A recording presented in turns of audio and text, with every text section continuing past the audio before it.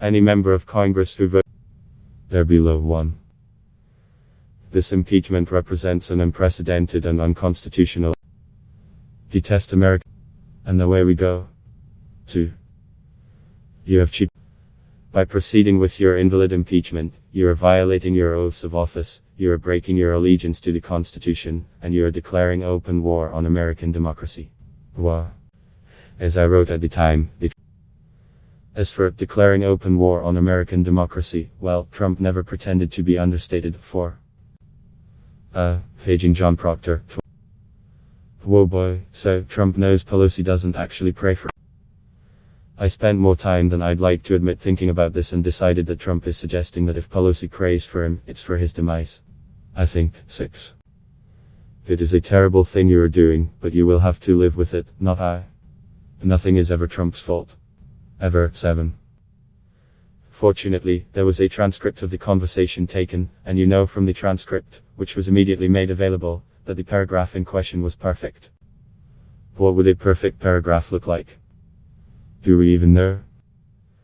Inuho, here are 4 facts from the July 25 phone call between Trump and Ukrainian President Volodymyr Zelensky. A. Trump tells Zelensky that the US does a lot for Ukraine. B. Trump reminds Zelensky that Ukraine doesn't reciprocate. C. Trump asks Zelensky for a favor, to look into a debunked conspiracy theory that the hacked Democratic National Committee server is in Ukraine. And D. Trump asks Zelensky to look into Joe and Hunter Biden.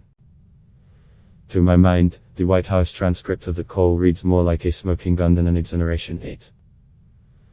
I said to President Zelensky, would like you to do us a favor, though, because our country has been through a lot and Ukraine knows a lot about it.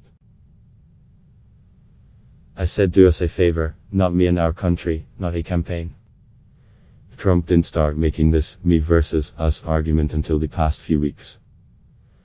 But even putting that aside, the 2 things he asks of Zelensky, whereabouts of DNC server and investigation into the Biden, were not mentioned at all in Trump's notes for the call, which were supposed to focus, generally speaking, on the country's corruption problems. 9. You are turning a policy disagreement between 2 branches of government into an impeachable offense. That issue is not the separation of powers or even really a disagreement. The issue is whether a president can ask a foreign country to investigate one of his potential political rivals. And, even if he can do it, should he? 10. You know full well that Vice President Biden used his office in $1 billion of US aid money to coerce Ukraine into firing the prosecutor who was digging into the company paying his son millions of dollars. Reminder, Biden called for the firing of Ukraine's top prosecutor as part of an international coalition designed to address corruption in the country.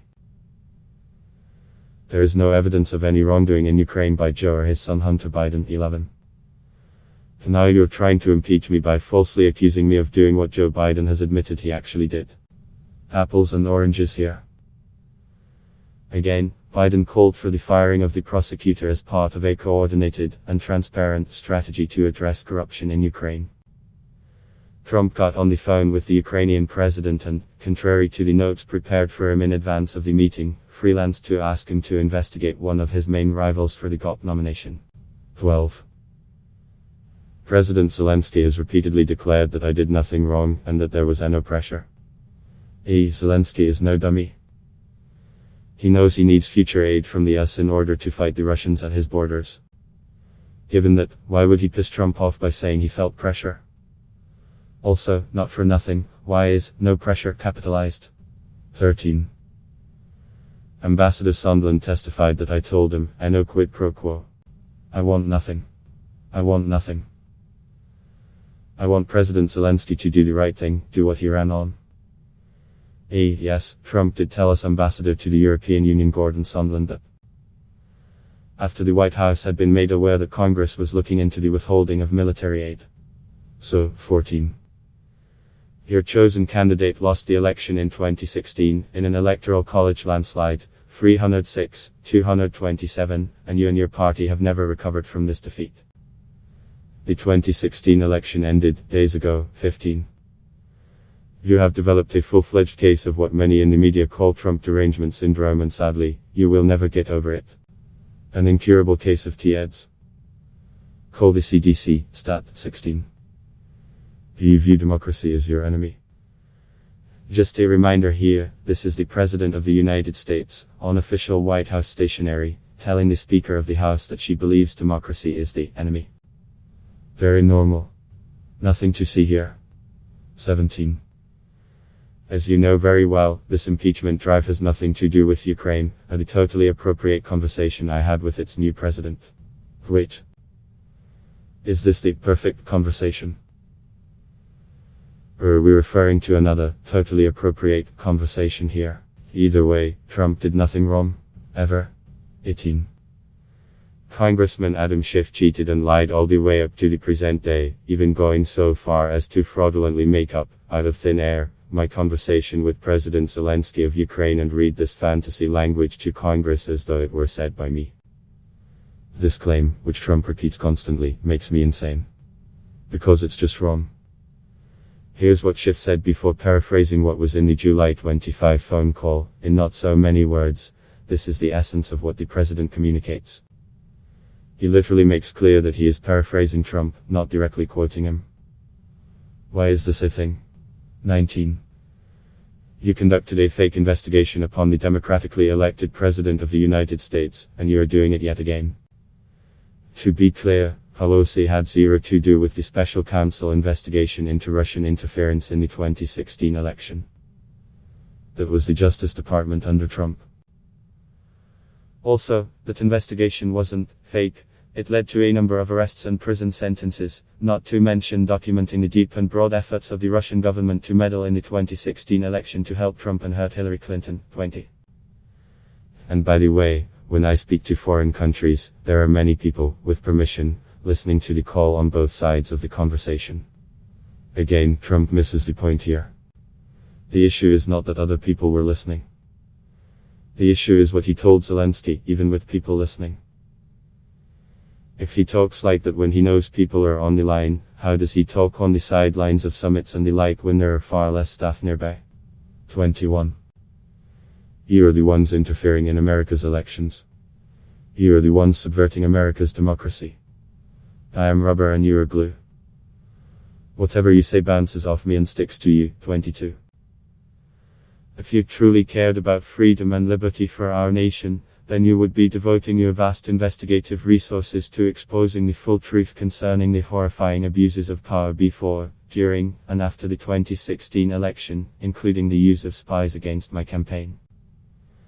There has never been a shred of evidence that spies were used against Trump's campaign. In fact, in the report released by Justice Department Inspector General Michael Horowitz earlier this month, it's made quite clear there is zero evidence of spies being sicked on the Trump campaign. 23.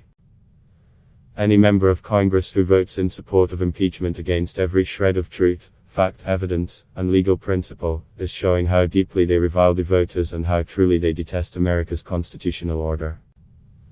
Detest America's constitutional order? Really? 24. In other words, once the phone call was made public, your whole plot blew up, but that didn't stop you from continuing. As I wrote at the time, the transcript of the July 25 phone call is pretty damn close to a smoking gun against Trump. 25. More due process was afforded to those accused in the Salem witch trials.